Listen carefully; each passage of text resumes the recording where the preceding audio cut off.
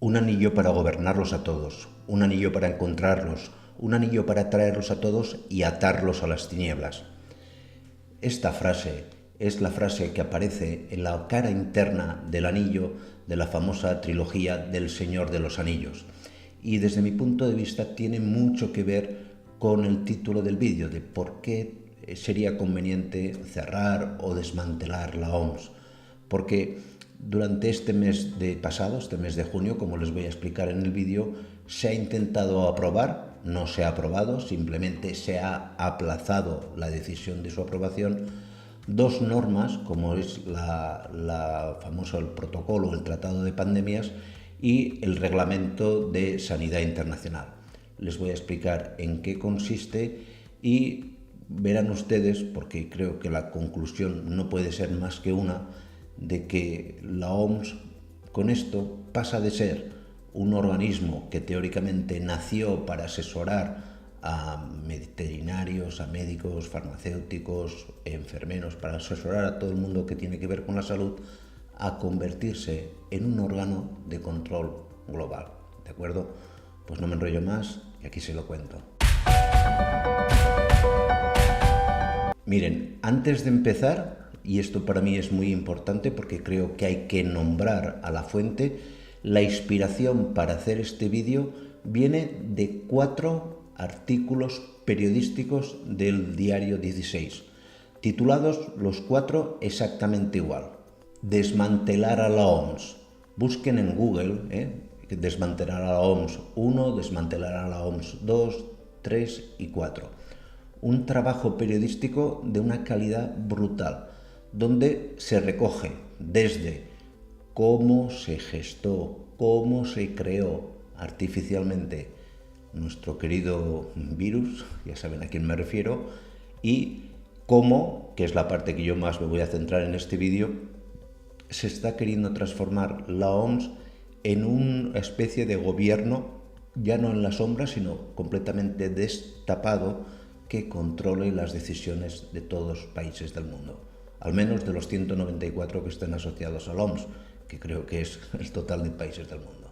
Miren, de entrada a mí me llama mucho la atención, muchísimo, pero muchísimo, que se apruebe o se quiera aprobar a la vez un tratado de pandemias, un tratado internacional de pandemias, y al mismo tiempo un reglamento sanitario internacional con 300 enmiendas a ese tratado. No tiene mucho sentido, si lo piensan bien, decir, oye, primero emite el tratado, que los países lo convaliden o lo validen en sus distintos parlamentos, eso sería lo más democrático, y ya luego con las enmiendas que cada país aporte, pues se genera una segunda versión de dicho tratado. Aquí no. Aquí por una parte se ha hecho un tratado que es todo palabras muy bonitas, todo palabras ole, de maravilla, que dices, oye, ¿cómo vas a estar en contra de esto? Pero la segunda parte, las 300 normas que acompañan en el reglamento, pues en la práctica se parecen mucho, de verdad créanme, a las normas que la Alemania nazi hizo con los judíos cuando los confinó en guetos, que vino a decir, poco más o menos, que los confinaba en guetos porque los judíos eran transmisores de múltiples enfermedades para el resto de los alemanes de raza aria. Evidentemente algo falso. Pues créanme que esto va mucho por ahí. De entrada, y para empezar, llama mucho la atención de este tratado de pandemias su artículo 2. En el artículo 2 se diferencia el tiempo en el cual vivimos todos, en dos segmentos: los periodos de pandemia y los periodos interpandemia, teóricamente periodos en los cuales no hay una pandemia. Para los dos, este tratado de pandemias nos obliga a cumplir, caso de que se apruebe, como todo parece indicar que así va a ser, aunque no ahora, se han dado un plazo de reflexión de un año. Reflexión no, pasa que estábamos en elecciones en Europa, ahora vienen en Estados Unidos y no es momento de meterse mucho jaleo con esto, pero esto se aprobará, ya les digo yo, sí o sí. Pues como les digo, ya simplemente en el artículo 2 se definen estos dos periodos. Uno, como técnico de salud, pues dices, oye, vale, en las pandemias es lógico que puedas darnos una serie de recomendaciones, pero en los espacios interpandemias, una de las cosas más peligrosas que este tratado promulga es que al dividir el periodo en el cual vivimos todos los humanos en periodo de pandemia o periodo de interpandemia, al mismo tiempo hace o le da al director general de la OMS poder para declarar en ese periodo donde no hay pandemia riesgo potencial de pandemia. De manera que las normas que dicte en ese reglamento o que se amplíen o que decida el propio director general de la OMS sean de obligado cumplimiento sí o sí en todos los países que firmen el tratado. En este ámbito se incluyen también las emergencias climáticas, es decir, prácticamente la OMS, como se dice por ejemplo en los artículos, me pongo la máquina de leer, 1, 12, 17, 42, 48, 49 y 50, puede dictar normas de obligado cumplimiento en lo referente pues, a alarmas climáticas que ellos decidan que existan, alarmas sanitarias, como la que últimamente se nos quiere introducir con la gripe aviar, que no digo yo que no haya gripe aviar, pero digo, como ya les he contado en un vídeo que les pongo al final de este, que los datos no me los acabo de creer y me parecen ultra exagerados, no correspondientes a la realidad. E incluso muchos datos que se han dado por buenos, como con esto de la gripe aviar, luego han resultado falsos, como el fallecimiento de una persona en México asociado a un caso de gripe aviar que luego se demostró que era completamente falso, dicho por las propias autoridades sanitarias. En ese vídeo se lo explico con más detalle. Se obliga también en este tratado a que cada uno de los países firmantes, se va prácticamente en la práctica a obligar que firmen todos y cada uno de ellos tendrán que crear en sus países como una especie de ministerio o de dirección general, llámenlo como quieran, denominado Autoridad Nacional para el RSI, el Reglamento Sanitario Internacional, es decir, un órgano dependiente directamente de la OMS que exija la aplicación a cada uno de los gobiernos de las normas que desde la Dirección General de la OMS se dicten. Claro, esto a uno le genera un problema, y es que si la OMS fuese como en un principio era, pues una entidad internacional que yo creo que debe existir, pero no como se está planteando ahora, donde pues todos aportasen lo suyo. Pero es que hay una cosa muy curiosa con esto de la OMS. En el periodo 21-22, no están publicados todavía los datos 23-24, el 88%, fíjense lo que les voy a decir, el 88% de los fondos económicos que financian a la OMS son de las siguientes aportaciones. Alucinen. El mayor donante privado es la Fundación Bill y Melinda Gates, con 592 millones de dólares, seguido por Gavi, una asociación también gestionada, coordinada por el señor Gates, que aporta 413 millones de dólares. Y luego están las aportaciones de otras asociaciones, especialmente farmacéuticas. Concretamente destacan los laboratorios GlaxoSmithKline, Roche, Sanofi, Sequipur y Novartis. Evidentemente Pfizer también, no se vayan a pensar que Pfizer se va. Con lo cual, si uno ve que una asociación, llámese OMS, que teóricamente era pública y abierta, es financiada por esta serie de asociaciones, se dan circunstancias como la que ocurrió por la denuncia de un alto directivo de la OMS, el señor Germán Velázquez, que denunció reuniones secretas entre directivos de la OMS nombrados por estos laboratorios que les he comentado anteriormente y los propios laboratorios. Dio la casualidad de que aquí en España, cuando Radio Televisión Española era pues una empresa que más o menos informaba relativamente bien, se hizo un programa, Documentos TV, hablando de este tipo de reuniones. Curiosamente, este programa ha desaparecido de los fondos de Radio Televisión Española. No se puede acceder a él. No sé si lo han destruido o simplemente lo han capado, pero no se puede consultar. Algo francamente curioso y anecdótico, ¿no creen?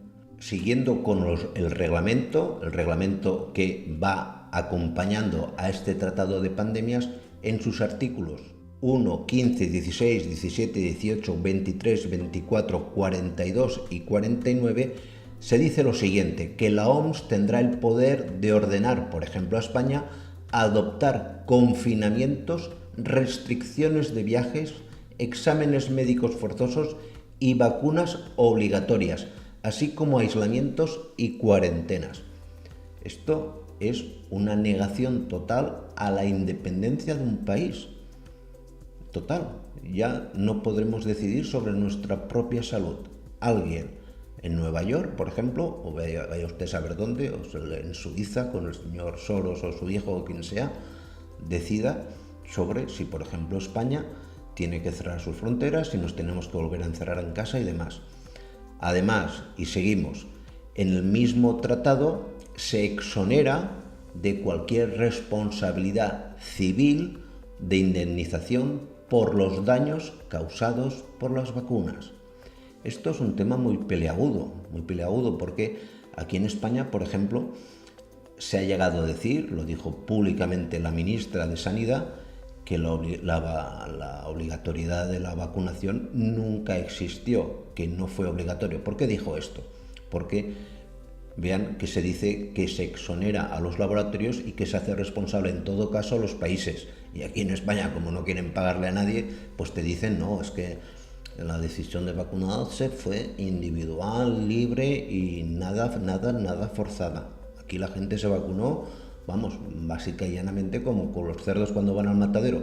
Yo los oigo cuando van al matadero y van todos cantando, con las panderetas y demás, una sensación que dices, lo pasan bien. Pues básicamente la ministra nos quiso traducir esta misma información. Y claro, esto no solamente piensen que ocurre aquí en España.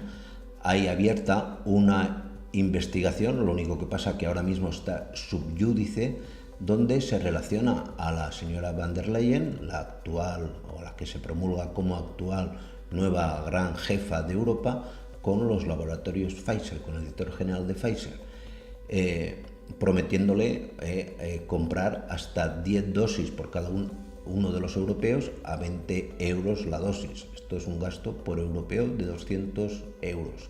Esto es un auténtico disparate. Y sin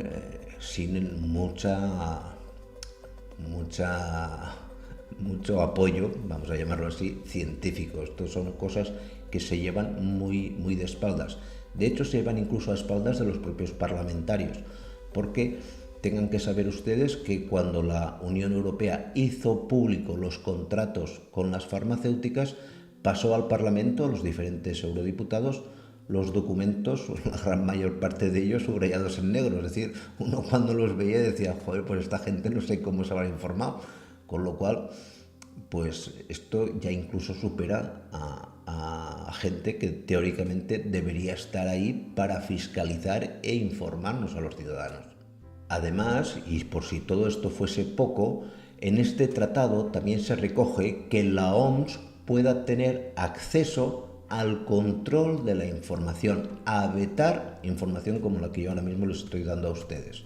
Una vez se apruebe este tratado, pues, por ejemplo, aquí en Europa se está poniendo ya en marcha la Ley Europea de Servicios Digitales, que aquí en España se ha reinterpretado como una ley que permite directamente a Presidencia del Gobierno cerrar a su libre antojo cualquier medio de comunicación que no le sea favorable.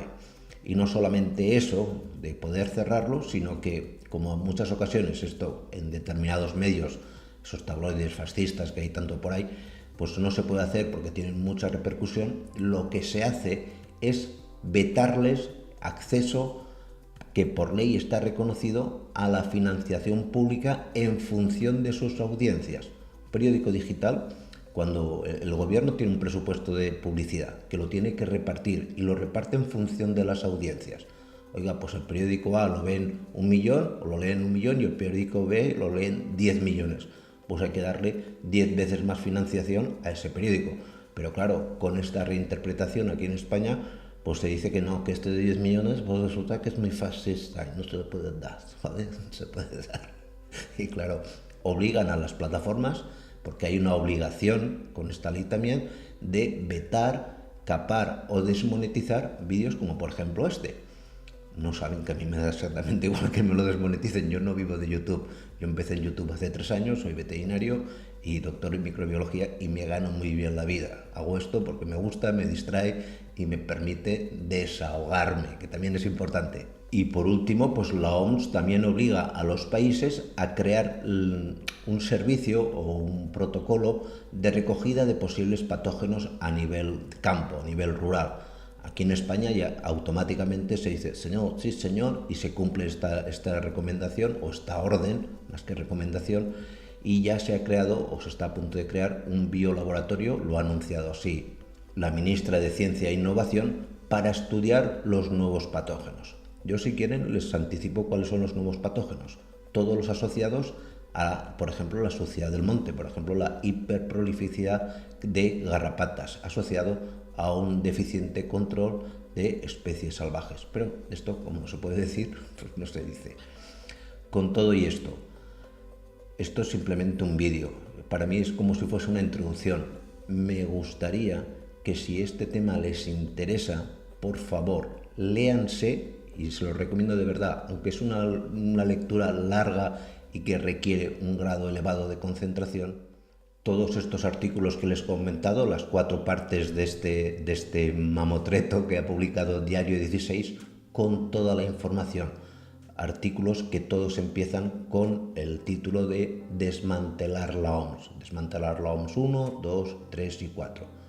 Una información que les digo que es canela en rama y que coincide al 100% con lo que yo he podido ver por mis conocimientos de toda la serie de mentiras que nos están diciendo por ahí. ¿De acuerdo?